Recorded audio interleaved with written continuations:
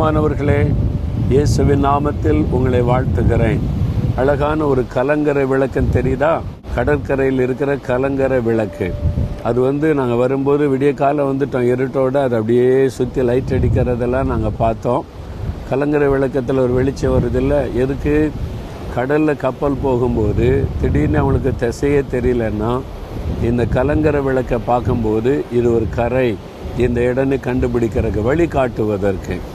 அதே மாதிரி தான் இந்த உலகமாகிய கடலில் துன்பங்கள், துயரங்கள், கவலைகள், கண்ணீர்கள், வேதனைகள், மன சோர்வுகள் என்ன செய்கிறதுன்னு தெரியாமல் கலங்கும்போது இந்த வேத வசனம் நமக்கு கலங்கரை விளக்காக இருக்குது, வெளிச்சம் காட்டுகிறது.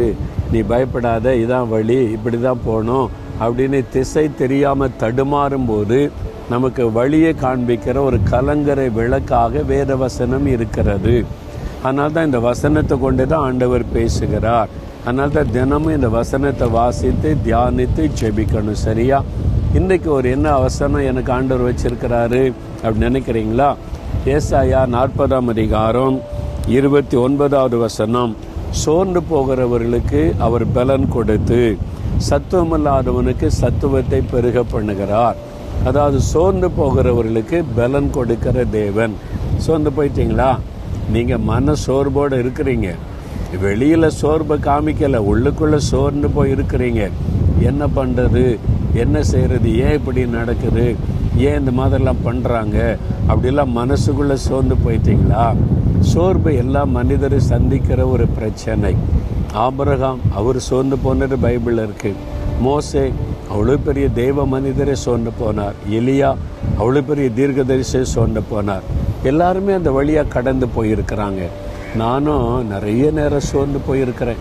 என் வாழ்க்கையில் ஊழிய பாதையில் போதும் ஆண்டவரே, இனிமேல் ஊழியம் செய்தெல்லாம் போதும், அந்த அளவுக்கு நான் சொல்கிற அளவுக்கு சோர்ந்து போன சமயம்லாம் என் வாழ்க்கையில் வந்திருக்குது. ஆனாலும் இன்றைக்கு வரைக்கும் நிலைநிற்க காரணம் என்ன தெரியுமா? சோர்ந்து போகிறவளுக்கு அவர் பலன் கொடுக்கிற தேவன்.